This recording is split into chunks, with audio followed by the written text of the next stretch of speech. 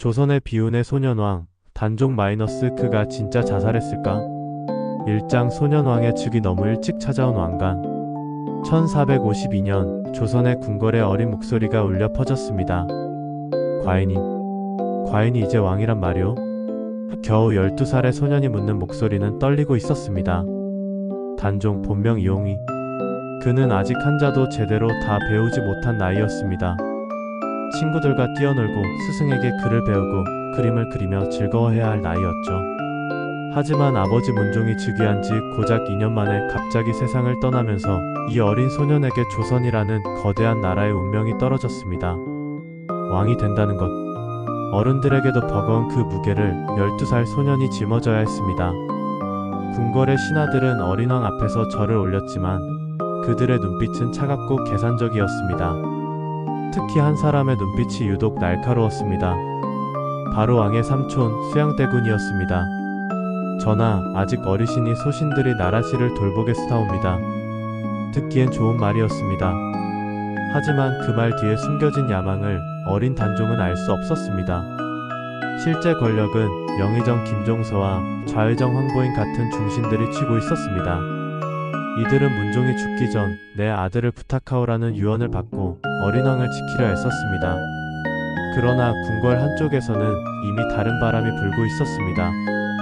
수양대군은 매일 밤 자신의 저택에서 측근들과 비밀 회의를 열었습니다. 그의 눈에는 촉하가 아닌 왕자만 보였습니다. 단종의 운명은 그날부터 이미 정해져 있었는지도 모릅니다. 어린 왕은 매일 밤 창문 너머로 별을 바라보며 아버지를 그리워했습니다. 아버지, 저는 왕이 되고 싶지 않았어요. 그 작은 목소리는 어둠 속으로 사라졌습니다. 이장 피해 쿠데타 수양대군의 야망이 폭발하다. 1453년 10월 10일 조선의 역사에서 가장 잔인한 하루가 시작되었습니다. 새벽 김종서의 집. 대감 수양대군께서 급히 찾으십니다. 70세가 넘은 원로 대신 김종서는 황급히 옷을 입고 문을 열었습니다. 그 순간 쇠뇌석궁의 화살이 그의 가슴을 꿰뚫었습니다. 발사한 사람은 수양대군의 신복 한명회였습니다. 이게 무슨... 김종서는 끝내 말을 잇지 못하고 쓰러졌습니다. 문종이 가장 믿었던 어린 왕을 지키려던 충신의 최후였습니다. 그날 밤 궁궐은 피로 물들었습니다. 황보인 조급관 이양, 단종을 보필하던 신하들이 차례로 수양대군의 칼날 아래 쓰러졌습니다. 궁궐 곳곳에서 비명이 들려왔고 단종은 떨리는 몸으로 방 안에 숨어 있었습니다. 삼촌은 대체 무엇을 하시는 거예요? 아무도 대답해주지 않았습니다. 아침이 되자 수양대군은 피 묻은 칼을 들고 단종 앞에 나타났습니다. 전하, 역적들을 모두 제거했습니다. 이제 전하를 위협할 자는 아무도 없사옵니다. 역적? 단종은 알고 있었습니다. 진짜 역적이 누군지. 하지만 그는 아무 말도 할 수 없었습니다. 13살 소년이 무엇을 할 수 있었을까요? 군대도 신하도 아무것도 없는 왕이 할 수 있는 건 아무것도 없었습니다. 1455년 수양대군은 마침내 본색을 드러냈습니다. 전하, 나라를 위해 왕위를 양보하심이 어떠하시겠습니까? 양보? 그것은 강요였습니다. 협박이었습니다. 위협이었습니다. 단종은 결국 고개를 끄덕였습니다. 거부하면 무슨 일이 일어날지 뻔했으니까요. 1455년 윤유월 11일 단종은 왕위에서 물러났습니다. 그리고 수양대군이 세조라는 이름으로 왕좌에 올랐습니다. 조선의 왕에서 노상군으로. 한순간에 모든 것을 잃은 소녀는 이제 궁궐 한쪽 작은 방에 갇혀 지내야 했습니다. 자유롭게 밖에 나갈 수도, 친구를 만날 수도, 책을 읽을 수도 없었습니다. 그는 매일 창문 너머로 하늘을 바라보았습니다. 언젠가 다시. 하지만 그 희망은 곧 산산조각이 났습니다. 3장 유배 청령포의 고독한 나날들. 1456년 또 다른 사건이 일어났습니다. 성산문 팍백년 하의지 유흥부 이계 유성원. 단종을 다시 왕위에 올리려던 신하들이 거사를 일으켰습니다. 역사는 이들을 사육신이라 부릅니다. 하지만 거사는 실패했습니다. 세조의 귀에 계획이 들어갔고 사육신들은 모두 붙잡혀 극형에 처해졌습니다. 그들은 죽는 순간까지 단종의 이름을 불렀습니다.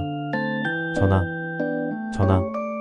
그리고 그 모든 책임은 단종에게 돌아갔습니다. 내가 있는 한 영모는 끊이지 않을 것이다. 세조는 결심했습니다.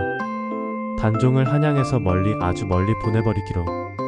1457년 단종은 강원도 영월의 청령포로 유배되었습니다. 청령포. 삼면이 깊은 강으로 둘러싸이고 한 면은 험준한 절벽으로 막힌 곳. 배를 타지 않으면 들어갈 수도 나올 수도 없는 천연 감옥이었습니다. 단종이 도착한 그곳은 겨우 몇 평 되는 초라한 오두막이었습니다. 이곳이 제가 지낼 곳입니까? 호위병들은 대답하지 않았습니다. 그날부터 단종의 고독한 나날이 시작되었습니다. 아침이면 강물 소리가 들렸습니다. 저녁이면 바람 소리가 들렸습니다. 밤이면 짐승 울음소리가 들렸습니다. 단종은 매일 같은 시간에 일어나 강가를 바라보았습니다. 저 멀리 보이는 산들, 흐르는 강물, 날아가는 새들, 모든 것이 자유로워 보였습니다. 자신을 빼고 방 안에는 늘 한 폭의 그림과 한 권의 시집뿐이었습니다. 그림은 아버지 문종이 그려준 것이었고 시집은 어머니가 남겨준 것이었습니다. 단종은 밤마다 그 시집을 읽었습니다. 임그리워 잠 못 이루는 밤에는 창밖에 달빛만 하얗게 흐르고 그는 시를 읽다가 눈물을 흘렸습니다. 자신도 누군가를 그리워하고 있다는 것을 깨달았으니까요. 아버지, 어머니, 왕이었던 시절, 친구들, 모든 것이 그리웠습니다. 한 번은 강을 건너려 시도했습니다. 하지만 물살이 너무 세서 금방 포기해야 했습니다. 호위병들이 달려와 그를 끌어올렸습니다. 전하, 위험하십니다. 나는 그저 저강 너머로 가고 싶을 뿐이요. 호위병들은 슬픈 눈으로 그를 바라보았습니다. 그들도 알고 있었습니다. 이 어린 왕이 얼마나 억울한지. 하지만 아무것도 해줄 수 없었습니다. 단종은 매일 밤 강물 소리를 들으며 잠들었습니다. 그는 그 물소리를 조선의 숨결이라 불렀습니다. 자신이 더 이상 왕이 아니더라도 저 물은 여전히 조선 땅을 적시며 흐르고 있었으니까요. 나는 왕이 아니지만 조선의 백성이요. 그것만으로도 충분하오. 그는 스스로를 위로했습니다. 하지만 그 위로는 오래가지 못했습니다. 사장 단종의 마지막 날 1457년 음력 6월 7일 1457년 음력 6월 7일 청령포에 한 사신이 도착했습니다. 그의 손에는 붉은 봉인이 찍힌 어명서가 들려 있었습니다. 단종은 그 봉인을 보는 순간 알았습니다. 자신의 마지막이 왔다는 것을. 전하, 사신의 목소리는 떨렸습니다. 그도 차마 입 밖으로 내기 힘든 명령이었으니까요. 주상전하의 명이시옵니다. 노상군은 스스로 목숨을 끊을지어다. 자진, 스스로 목숨을 끊으라는 명령. 단종은 한참을 말없이 서 있었습니다. 그러더니 조용히 고개를 끄덕였습니다. 알겠소. 나에게 조금만 시간을 주시오. 사신과 호위병들이 물러났습니다. 단종은 홀로 방에 남았습니다.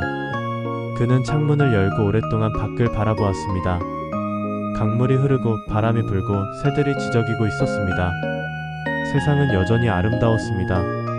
아버지, 곧 뵙겠습니다. 그는 작은 목소리로 중얼거렸습니다. 그리고 밤이 되었습니다. 공식 기록에는 이렇게 적혀 있습니다. 노상군이 사약을 받고 스스로 목을 메어 죽었다. 하지만 정말 그랬을까요? 다음날 아침, 단종의 시신을 거둔 영월 관리의 별도 보고서에는 이상한 내용이 기록되어 있습니다. 시신의 목에 명주 자국이 있으나 몸 곳곳에 졸지에 누른 듯한 자국이 있었다. 손톱 밑에 피가 맺혀 있고 방바닥에 이상한 흔적이 있었다. 이불이 뒤엉켜 있고 병 하나가 산산조각 나 있었다. 자살한 사람의 방치구는 너무 어지러웠습니다. 더 이상한 건 단종이 죽기 전날 밤 청령포를 지키던 사관, 역사를 기록하는 관리이 갑자기 교체되었다는 점입니다. 왜 하필 그날 밤에? 무언가를 숨기려 했던 걸까요? 역사는 침묵합니다. 하지만 의문은 남습니다. 단종은 정말 스스로 목숨을 끊었을까요? 아니면 오장 죽음의 진실 자살인가 타살인가? 역사책에는 분명히 자진이라고 적혀 있습니다. 하지만 정말 그랬을까요? 몇 가지 이상한 점들을 살펴봅시다. 첫 번째 의문 사관의 급작스러운 교체. 조선시대의 사관은 왕의 일거수일투족을 기록하는 중요한 직책이었습니다. 특히 왕족의 죽음 같은 중대사는 반드시 정확히 기록해야 했습니다. 그런데 단종이 죽기 전날 청령포를 지키던 사관이 갑자기 교체되었습니다. 공식 이유는 병환이었습니다. 하지만 교체된 사관은 세조의 측근이었습니다. 우연일까요? 두 번째 의문 모순되는 시신의 상태. 영월 관리가 비밀리에 남긴 보고서에는 이렇게 적혀 있습니다. 목에 명주 자국이 있으나 양쪽 팔과 다리에 심하게 눌린 자국이 있었다. 목을 메어 자살한 사람에게 왜 팔다리에 눌린 자국이 있을까요? 손톱 밑에 피가 맺혀 있고 손가락 몇 개가 꺾여 있었다. 스스로 목을 맨 사람이 왜 손가락이 부러져 있을까요? 마치 누군가와 격렬히 싸운 것 같은. 세 번째 의문 어지러운 방의 상태. 단종의 방에서 발견된 것들. 뒤엉킨 이불, 산산조각 난 병, 바닥에 흩어진 책들, 넘어진 촛대. 조용히 자결한 사람의 방이라고 보기엔 너무 어지러웠습니다. 네 번째 의문 사라진 목격자들. 단종의 죽음 직후 그날 밤 청령포를 지키던 호위병 3명이 갑자기 사라졌습니다. 공식 기록에는 임무 교대라고 적혀 있지만 이후 그들은 역사에서 완전히 사라졌습니다. 그들은 무엇을 보았을까요? 다섯 번째 의문 너무 빠른 시신 처리. 당시 법도에 따르면 왕족이 죽으면 최소 3일은 빈소를 차려야 했습니다. 하지만 단종의 시신은 죽은 지 불과 몇 시간 만에 급하게 처리되었습니다. 왜 그렇게 서둘렀을까요? 무언가를 숨기려던 것은 아닐까요? 한 가지 더 이상한 증언. 영월 주민 중 한 명이 후손에게 남긴 구전이 있습니다. 그날 밤 청령포에서 비명소리가 들렸다네. 안 된다, 안 돼. 하는 소리가. 그리고 얼마 지나지 않아 조용해졌지. 물론 이것은 공식 기록이 아닙니다. 하지만 여러 가지 정황을 종합해보면 한 가지 가능성이 떠오릅니다. 세조는 단종이 자진하기를 원했습니다. 그래야 역사에 명분이 생기니까요. 하지만 단종이 끝까지 거부했다면? 나는 죽어도 스스로 죽지는 않겠소. 역사는 진실을 기록할 것이오. 그렇다면 누군가 강제로 목을 매달았을 수도 있습니다. 진실은 무엇일까요? 우리는 아마 영원히 알 수 없을 것입니다. 하지만 한 가지는 확실합니다. 단종의 죽음 뒤에는 권력이 감추고 싶어 한 무언가가 있다는 것.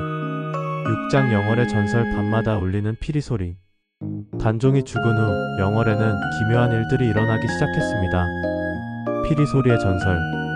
1457년 음력 6월 8일 단종이 죽은 다음날 밤 청령포 근처 마을 주민들이 이상한 소리를 들었습니다.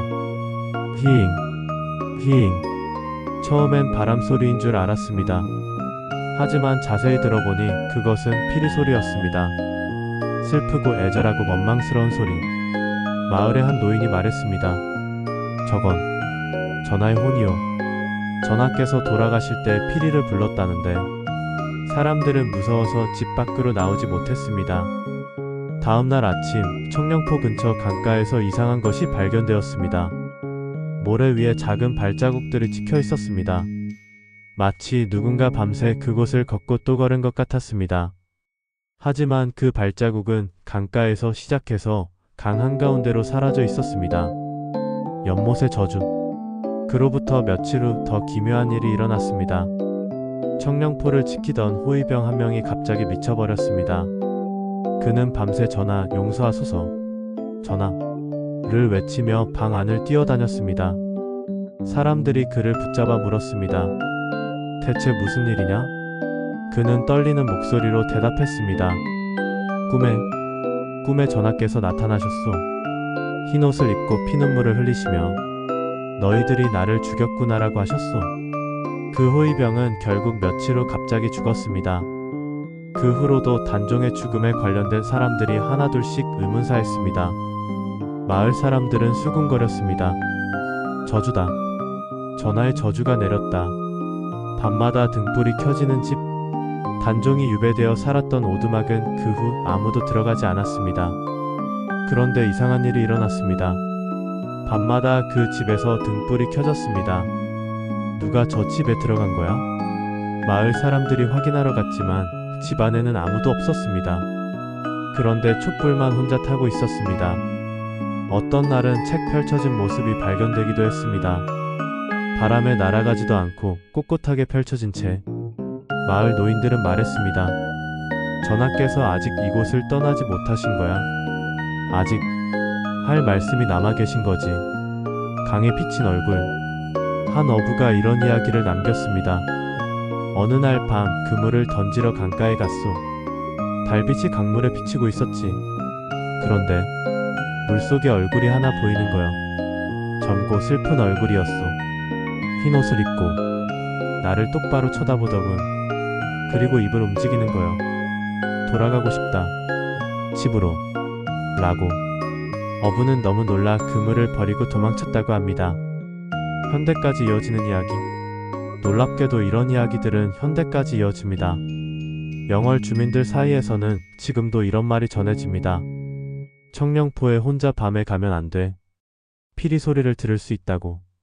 실제로 몇몇 사람들이 밤에 청령포를 방문했다가 기묘한 경험을 했다고 증언합니다. 분명 아무도 없는데 누군가 뒤에서 지켜보는 느낌이 들었어요. 강물 소리가 아니라 사람 목소리 같았어요. 돌아가고 싶다. 돌아가고 싶다. 고. 진실은 무엇일까요? 정말 단종의 혼이 아직 이곳을 떠나지 못한 걸까요? 아니면 그저 사람들의 상상일까요? 하지만 한 가지는 확실합니다. 600년이 지난 지금도 사람들은 여전히 그 어린 왕을 기억하고 있다는 것. 그리고 그의 억울함이 이 땅에 깊이 새겨져 있다는 것. 7장 보기에 꿈꾸러나 늦어버린 정의. 단종이 죽은 후 조선은 그의 이름을 지워버렸습니다. 역사책에서, 왕의 계보에서, 사람들의 기억에서 그는 더 이상 단종이 아니었습니다. 그저 노상군, 왕위에서 쫓겨난 군일 뿐이었습니다. 침묵의 시대. 세조가 살아있는 동안 아무도 단종의 이름을 입에 올릴 수 없었습니다.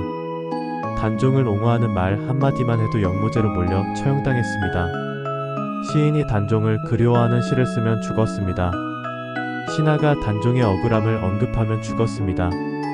심지어 단종의 무덤을 찾아가는 것조차 금지되었습니다. 영월의 주민들도 두려워했습니다. 단종의 시신은 초라하게 묻혔고 아무도 제사를 지낼 수 없었습니다. 하지만 한 사람이 있었습니다. 어몽도 의로운 주민. 영월의 한 주민 어몽도는 목숨을 걸고 단종의 시신을 수습했습니다. 전하, 이대로 두고 갈 수 없사옵니다. 그는 밤중에 몰래 단종의 시신을 거두어 동을지산에 묻었습니다. 비석도 상석도 없는 초라한 무덤이었습니다. 그리고 매달 몰래 찾아가 제사를 지냈습니다. 관리들이 알게 되면 죽을 수도 있었습니다. 하지만 그는 멈추지 않았습니다. 한 나라의 왕이셨던 분을 이렇게 버려둘 수 없소. 어몽도의 이야기는 후손들에게 전해졌고 그의 가문은 대대로 단종의 무덤을 지켰습니다. 세월이 흐르고 세조가 죽고 예종이 즉위하고 성종이 왕이 되고 시간이 흘렀지만 단종의 이름은 여전히 금기였습니다. 하지만 사람들의 마음속에서 단종은 살아있었습니다. 선비들은 몰래 단종을 추모하는 글을 썼습니다. 시인들은 은유적으로 그를 노래했습니다. 어린 학이 하늘로 날아가고 빈 둥지엔 바람만 부네. 모두가 알고 있었습니다. 이 시가 누구에 관한 것인지. 숙종 정의를 바로 세우다. 1698년 단종이 죽은 지 241년이 지났습니다. 숙종 24년 마침내 역사를 바로잡을 순간이 왔습니다. 신하들이 상소를 올렸습니다. 전하, 노상군은 억울하게 죽었습니다. 그는 아무 죄가 없었습니다. 단지 왕의 자리에 태어났을 뿐입니다. 이제라도 그의 명예를 회복시켜 주소서. 숙종은 오랫동안 고민했습니다. 선왕들, 특히 세조를 역적으로 만들 수는 없었습니다. 하지만 단종의 억울함도 외면할 수 없었습니다. 마침내 숙종이 결정을 내렸습니다. 노상군을 포기하여 단종이라고 왕으로 기록하라. 1698년 9월 24일 단종은 다시 왕이 되었습니다. 조정에서는 성대한 복위 의식이 열렸습니다. 하지만 정작 단종의 무덤은 여전히 초라했습니다. 너무 늦은 명예회복, 영월의 동을지상, 관리들이 단종의 무덤을 찾아갔습니다. 그곳엔 비석 하나, 상석 하나 제대로 세워지지 않은 작은 흙무덤만 있었습니다. 이게 한 나라의 왕이 잠든 곳이란 말인가? 관리들은 눈물을 흘렸습니다. 급하게 능을 조성하기 시작했습니다. 하지만 다른 왕들의 능에 비하면 여전히 초라했습니다. 장릉, 단종의 능은 그렇게 이름 지어졌습니다. 사육신도 복권되다. 단종이 복이 되면서 그를 위해 목숨을 바친 사육신들도 복권되었습니다. 성산문 팍백년 하위지 유흥부 이계 유성원, 그들의 이름도 역사에 다시 기록되었습니다. 영월에는 단종대왕 사육신 묘역이 조성되었습니다. 단종을 지키려다 죽은 충신들을 기리기 위해서였습니다. 하지만 돌이킬 수 없는 것들. 복위가 되었지만 이미 너무 늦었습니다. 단종은 돌아오지 않았습니다. 241년 동안 그는 역적으로 폐주로 불렸습니다. 그의 무덤은 241년 동안 방치되었습니다. 그를 기억하는 사람들은 241년 동안 입을 다물어야 했습니다. 정의는 실현되었지만 그 정의는 너무 늦게 왔습니다. 영월 사람들의 기억. 그래도 영월 사람들은 기뻐했습니다.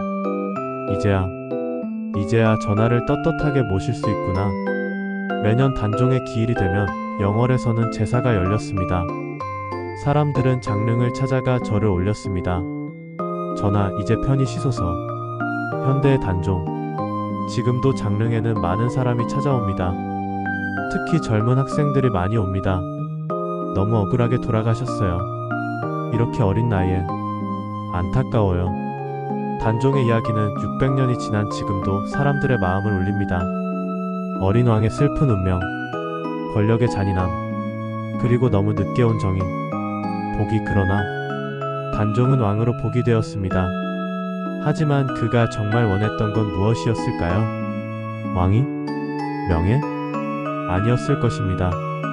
그가 원했던 건 그저 평범한 삶이었을 것입니다. 아버지와 함께 있고, 친구들과 놀고, 자유롭게 책을 읽고, 그저 행복하게 사는 것. 하지만 역사는 그에게 그런 평범함조차 허락하지 않았습니다. 조선은 단종의 복위로 정의를 세웠다고 말합니다. 하지만 진짜 정의는 무엇이었을까요? 그를 애초에 그런 운명으로 몰아넣지 않는 것.